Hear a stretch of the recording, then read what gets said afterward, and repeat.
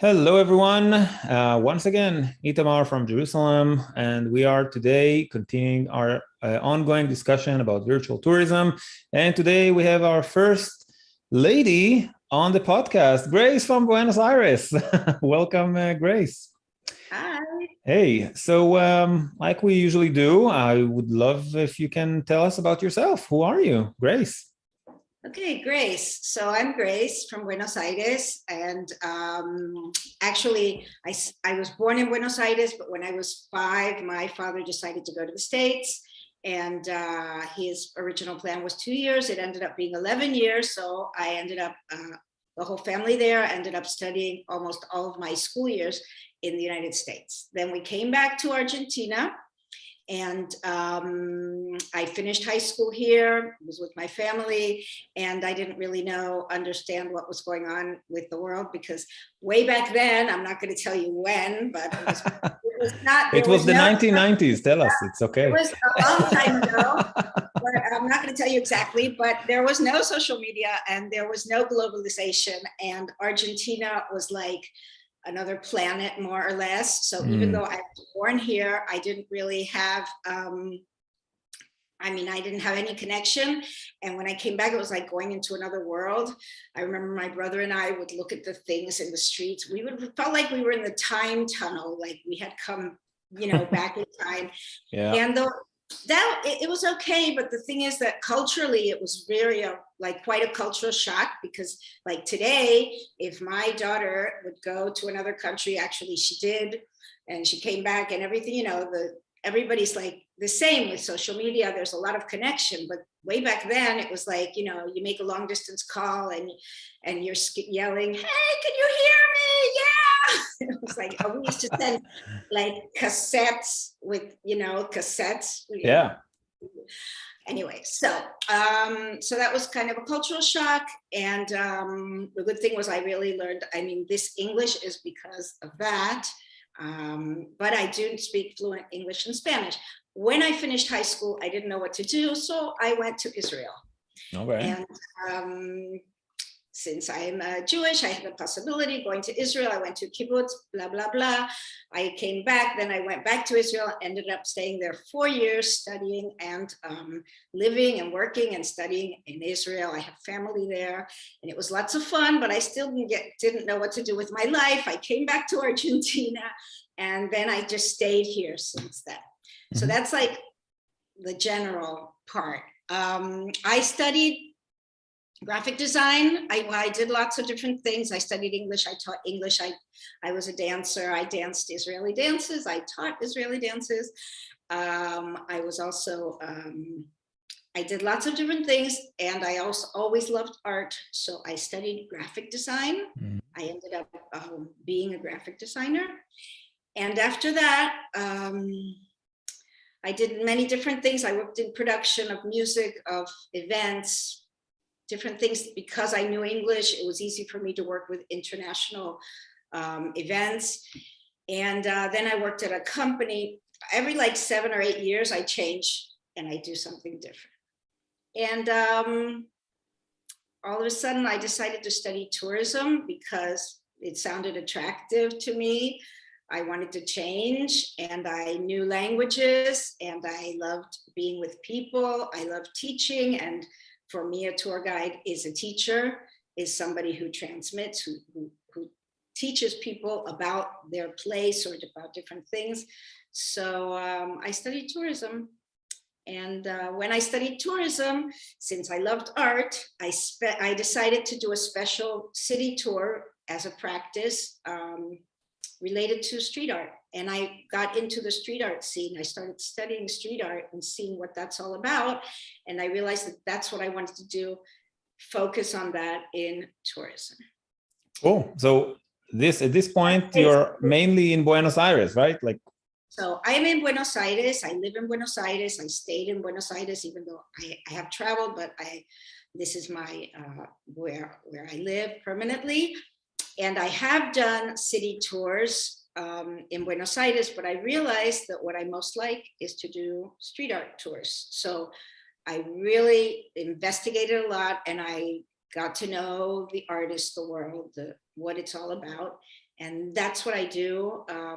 Well, actually, what happened was when I came back from a trip to Europe in 2019, I started doing street art tours here, but just for local people in Spanish to see how it worked. And the people really loved it because they discovered parts of the city. You know, when you live in your city, you're not a tourist, but the tourists come and see things that you don't realize. So I showed the street art to people who live here and they really liked it. So then I said, okay, so now I'm going to start doing it for tourists. And this was March 2019. Oh, wow. So we only had 1 year. COVID came. So I couldn't do it with the tourists. I had printed out all of these flyers to take to the hotels. And I was already in connection with people to, you know, with tourist agencies and everything. I was ready to receive the tourists and COVID came. So wait before we move to COVID years, if we talk about Buenos Aires in terms of tourism, I know it from Tel Aviv, and over here in the background, you can see an Israeli street artist from Canada originally, Muriel Cohen, and her art, you know, you can see Herzl and you can see the soldiers kissing over there. So in Tel Aviv, like for many years, Florentine neighborhood where Muriel Cohen is actually working, was kind of a slums, my sister called it the glorious slums of Tel Aviv. And it was off the beaten track for many years, and until I would say somewhere between the last 5, maybe even 10 years, that it really became like it flourished. So was like in Buenos Aires in the last, let's say 5 or 10 years, was that a thing, like to do street art, to have tourists in these streets to see the local art? Was that a thing in the last few, or are you part of the people, like the pioneers of that field? It has been a thing actually. Here in Buenos Aires, the main street art scene began in the beginning of for quite a while, 2000 more or less. So 20 years maybe. Street art, lots of like what you have there, lots of stencils, but it's mainly politically influenced because of all of our political situations and financial situations and crises and things like that. The people were used to putting things up on the walls related to politics, mainly protests and things like that. But it was very common for the walls to be covered with different things. Also, with our military dictatorship from 1996 to 1976 to 1983, that military. After that, there was, we had a lot of disappeared people and lots of images related to that, like stencils or silhouettes of. It's like an empty silhouette, which would represent the disappeared people were put up on the walls, and the mothers of the Plaza de Mayo, which were mothers who were looking for their children, who have the scarf, that's a stencil that's also put. So in that sense, there was lots of street art related to politics. Things. But afterwards, Argentina is a very creative country. I say that you have to be creative to live here to survive all of the crisis that we have. And the creativity is also shown in the streets and in the art. And many kids who like started to paint street art would like travel to Europe, come back when it was cheap, when we had one of our times when it was easy to travel outside of the Argentina, and they would come back with ideas. And there is a lot, like the main street guys who paint street art, many of them began, I would say 15, 20 years ago. But it has grown a lot in the past like 10 years. And, so more or less the same timeline, I think, like Tel Aviv, I think so. Yeah, interesting. Here it grows more and more. But like the last 10 years was like more of an explosion, but actually there are people who have been doing this for more than 20 years, actually. So it would be similar. I can really relate to what you said about how creative people have to be in order to live in Argentina. Same goes in Israel. There is a joke that being an Israeli is not a nationality, it's actually a profession. So maybe you experienced a little bit of that too in your Israeli years. You survive here. If you want to, besides that, you know, when we went away, everybody was saying, don't come back. Yes. My father would say, oh, we're coming back next year. No, don't come back yet. Don't. It's always worse. And it has been worse for the past like 40 years. Wow. So people who want to be here, they have to be creative, and it's because they really want to be here because of the family, because they love the country, they love the city, and they don't want to live in exile. But many people had to go for political reasons, but other people leave because it's difficult to stay here financially. But if you want to stay, you can stay, and there's a lot of things to do and a lot of creativity going on. But you have to. So like with that, this is a great segue actually to the crisis of COVID. I mean, this like in addition to like the general difficulties that you're describing, now COVID hits and tourism is completely closed. And so you're creative. So what did you do since March 2020? Well, I'll tell you what I did. It was very interesting because COVID for me, besides the fact that it was terrible and everything that happens, you know, with the health and all that, it was like an explosion for me for creativity and to begin doing new things. The first thing I did was, this was March, like maybe in May, I got a phone call from a friend who's also a tour guide, and she said, look, from the National Tour Guide Association, they're organizing these Zoom meetings where each one who has something special to show prepares a Zoom for the rest of the tour guides. So that was my first like virtual. It wasn't a virtual tour actually, but in a way it could be a virtual tour because like a presentation, I think, right? A presentation, but it was almost like a tour because I presented. Since I am a graphic designer and I have.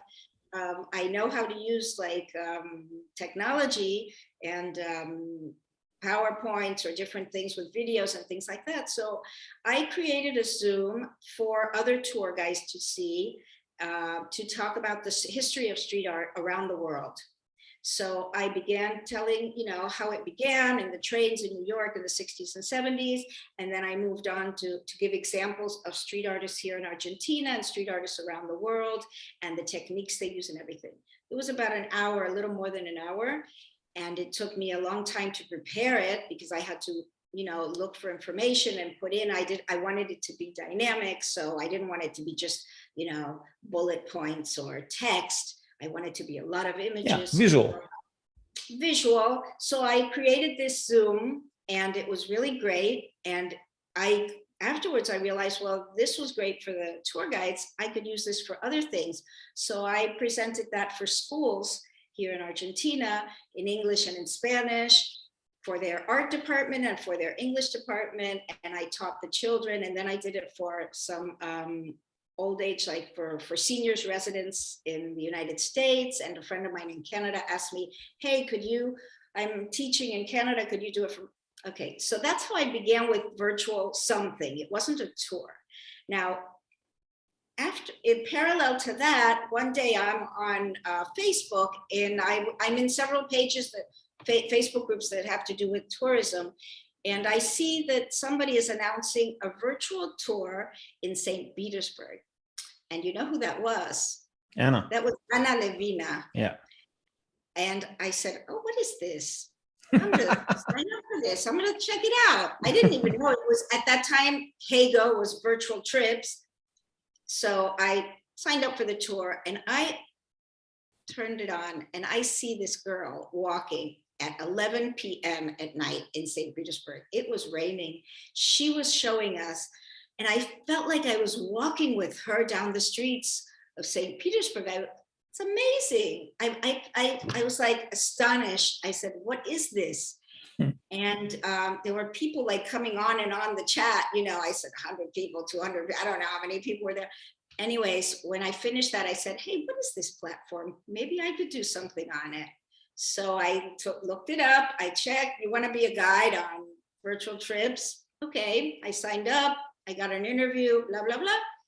And that's how I began in, when was this? 2020. Yeah, like winter of 2020 somewhere. April, it was actually April 2020. It was right before Virtual Trip turned into Heygo. No, April 2021 you're talking about. 2021 then? Yeah, okay. Sure.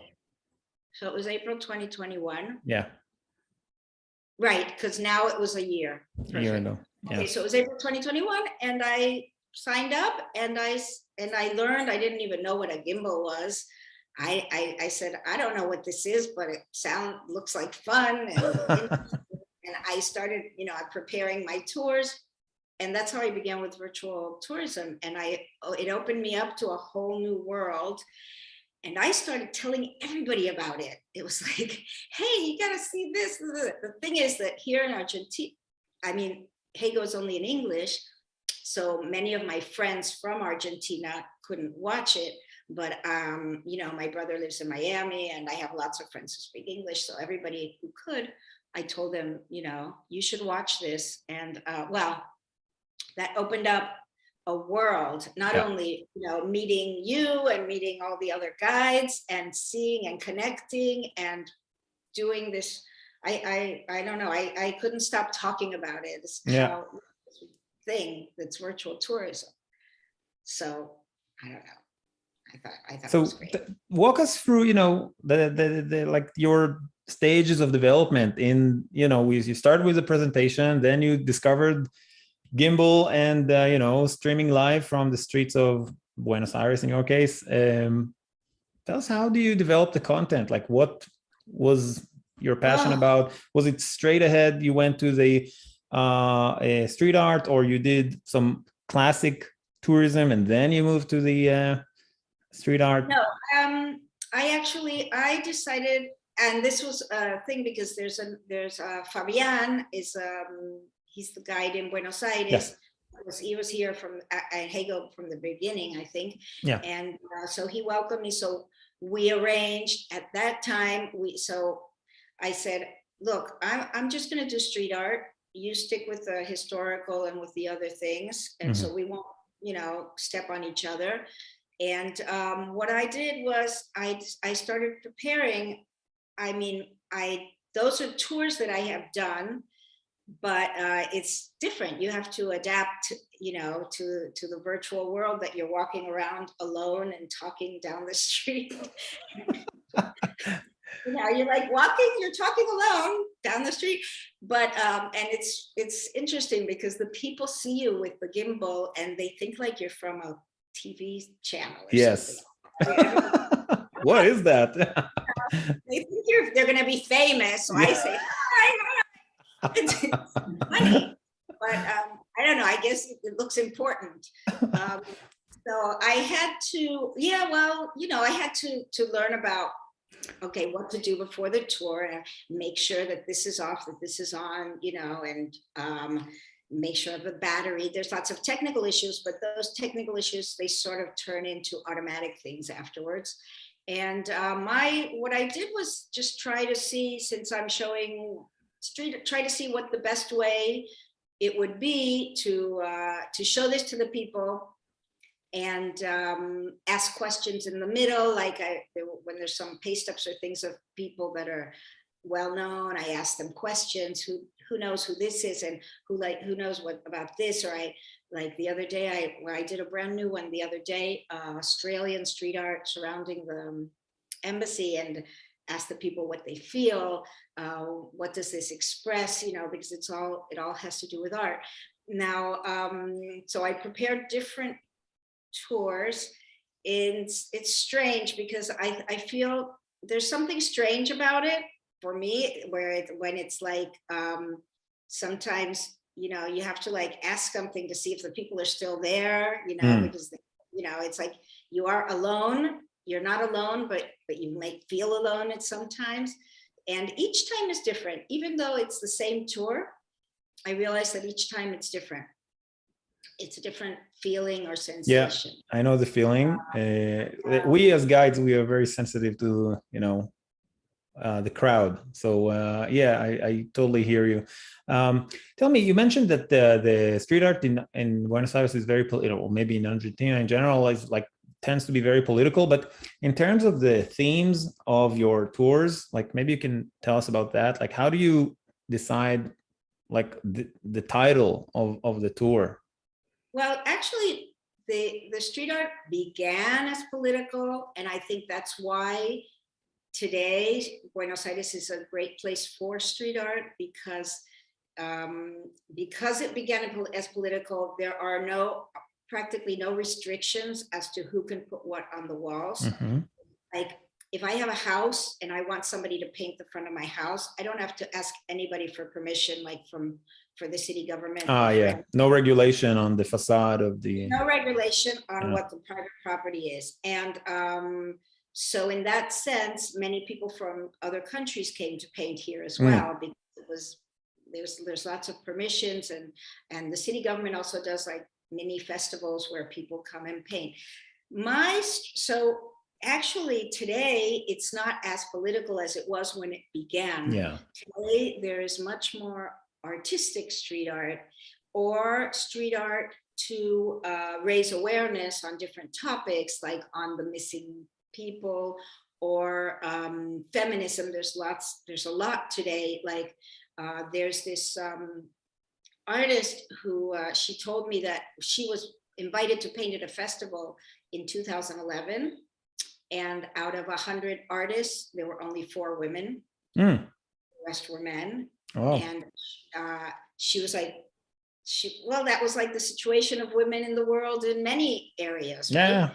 Now, as the years went by, there are many more women who are painting, who are pasting up on the walls and doing things, many of them with the message against violence, women, violence against women. Domestic violence, yeah. Feminism. So I have different tours where one of the tours, it was the murals were part of a festival, so they were like organized who would paint what and maybe the themes. But another tour is totally free, and the street art changes. Some of the murals are there for more than 10 years. Yeah. And some of them are new and they get renewed, and there's different themes and there's different artists. It's quite varied as to what is painted on the walls. And now lately there are a lot more paste ups with phrases or social content, things that people want other people to pay attention to, with messages. So there's lots of younger people who are getting into the street art. So the idea that like what I do want to more like focus now is virtual tourism and grace. Like now that you have that entire world of yours, like the content that you love, like the street art that you just described, and how do you see that now, like that COVID is like fading out and maybe you get more tourists now, like what is going to be the role? Like now you have the opportunity and the ability to convey your passion through the virtual medium to the rest of the world. Like, how do you balance that? Because it's like kind of a tension, I guess, between making money on in-person tours and the virtual world, which is so sometimes more, sometimes less. Like, how do you see that, the future of virtual tourism, the place of virtual tourism in your life? Well, I found that I don't think it will go away. I mean, because I love to do live tours with real people. Yeah, I love to do that. But there's something, I'll tell you what happened to me, like on Heygo, since their street art is not that popular as maybe, I don't know, a volcano someplace. Or I don't know, all of the things you have to show and everything. I know that it has a limited, audience. So I said, well, I should go, people tell me, well, you should vary, you should do different things. Why don't you cook, or why don't you show, I don't know, the sunset or this or that? And I said, well, I want to do something that I like to do. Yeah. So what I realized is that I began this series called Meet the Artist, where I visit art studios of different artists here in Argentina. And it's like a win-win situation, because for me and for Heygo, it's showing people from around the world what somebody here in Argentina is doing, how they work. They could ask them questions, what they're doing, what techniques they use. And it's very short, maybe half an hour. And I show different artists with their different pieces of work.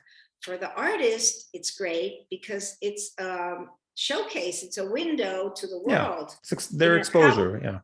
How could that artist reach Australia or San Francisco or Israel or any? This is a way that they can reach other people. So that's what I'm finding, that's one thing that virtual tourism can do, is close the gap between close the distances, make the distances shorter. So what I think is that for me, I can find different ways of connecting people around the world through the virtual tourism. That's something that I could never do in person, because this is actually the point. I mean, aren't you able to get a group to that artist for a meeting? Like maybe even if they pay, like I guess if they pay for it, maybe. But like, what do you say? Like about what do you think about that? Can't you like do the in-person tours while meeting the artist? Is that something that you normally wouldn't do? Well, the thing is the flexibility that you have with, eventually, I think the virtual tour is the door opening.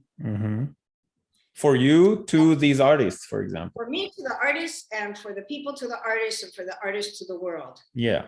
So eventually, I could do a tour with real tourists and do it virtual as well at the same time. But I think that they're like different. I think it can be combined, but I also think that it's great when it's like a previous, it's like, okay, so you met this artist virtually, and now if you want to come here, when people, if the day you come to visit here, you can meet him in person, but you already know him, or maybe do a workshop, maybe with the artist. Do a workshop, or maybe you want to buy his work or whatever. Interesting. I think it's a way of connecting. I think virtual tourism is something positive that helps many people grow. It helps us to get to know places that otherwise we wouldn't get to know 100%. them. And it helps us to see something that, I don't know when I'm going to go to St. Petersburg, but I already have seen it, know. And in this world that I'm talking about the art and the artists, it's a way that the artists can reach the world also through the virtual tourism. And the way that the tourists, like many of the tourists have asked me, hey, why don't you do a tour where we see him working and we could see how so I told the artist the other day, I said, hey, would you like to do a tour while you're painting? You prepare some things and the people ask you questions and things like that. So I think it's infinite, the amount of things that can be done. And I also think that in the terms of capacity, like I just think about, people that I interviewed on virtual tours over the years of these last 2 years, and things that I do. Some of it is online, some of it is not. But now that I have a recording of these people that were interviewed, they gave me the permission to show this interview in presentations, or if I give virtual tours from home, then it's infinite. They don't spend any more time. Like I already interviewed them 10, 20 minutes, 30 minutes, and that's it. Like I can just show it. It just could be online if I want to. I can I can edit it. I can show little parts of it, in a new way. So it's really a great way to get people to get people, virtual travelers, to meet the people I'm interested in, the people that influence me, or showcases, like you said. And it's also a way to show to show something that otherwise you wouldn't be able to show it. And like you said, I mean, you can, like now after these tours I've done, I have the recordings and I can show somebody else, you know, if they want to do it, this is what it's like. You know, you have material. It's a great way of getting material together also on different places or different activities or different, you know. Now, from your experience, like the artists that you've met, they tend to be more extrovert or introvert. I kind of imagine, like from what you described, it seems like they're more introvert, and without the camera and you being next to them with the camera, they wouldn't do any of it, right? Is that, did I get it right? This is the impression I get. Yeah, it depends. It Okay. depends. Yeah, because the first artist I visited when I did this Meet the Artist, she's a woman who's an artist, but she also likes to sing and okay. dance, and you know, and she's great in front of the camera. But when I spoke to her, she said, look, I could introduce you to a lot of artists, but you have to know some artists don't like to appear in the, you know, camera. Introvert. Yeah. If they're introverts and they don't like it. And some artists do. Some artists don't know how to talk. You know, they don't know how to talk. They do the thing. Yeah. They're into their artwork, and if you ask them a question, maybe, you know. So you have to see, you know, how to work with each one of them and what's the best way, because maybe the one who doesn't want to talk would like me to show the people how he paints and how he's doing his artwork, and maybe doesn't want to talk, you know. I could just do. So you have to do the adjustments for each artist, clearly. Yeah, that's cool. Yeah, but that's life, you know. Yeah, so it sounds cool. Like you do believe that there is a future for virtual tourism. It doesn't go away. It won't go away. No, I don't think. I think it's here to stay. I think it is a great tool for everybody. I mean, it's a tool for the guides. It's a tool for the agencies. I don't think they know about it yet. Yeah, they don't. I don't think they realize. So if you are watching and you have an agency, you have to know that this is good for you. No, because really, they could show little parts of virtual tours and sell. Of their destination, yeah, just to sell their destination. Right. So I think it's a great tool for them. I think it's great for the tourists because they could see like a little glimpse of something before actually going. Or, you know, they say, hey, I like this, I'm going to go next year. Or if they can't go, at least they can see it from home. I think it's here to stay, of course. Yeah. So I like, since the very beginning of the pandemic, I told every travel agent that wanted to hear about it that virtual tourism is rising. You know, this is a great tool for marketing and, you know, to sell their destination and to kind of expose what they do to the rest of the world and create, you know, more awareness to their destinations. And I got very few travel agents on board, very, very few, like maybe you can count them on one hand. But I kind of think now that as the world goes back to normal, and then, you know, this is my belief anyway, that a few months from now, after they will get their people in their office working, they will have their work rolling, then they will scratch their head and say, hey, like, what new tools do we have? So I kind of hope that within, I don't know, 4 months, 6 months, who knows, like maybe by the end of 2022, we'll have more travel agencies on board, and they will realize, oh, okay, I can use Grace to market my destination, whether it's a Argentinian travel agency or is it like some travel agency in Europe that wants to sell that destination, the Buenos Aires. So did you try to reach out to any of these companies and travel agencies? I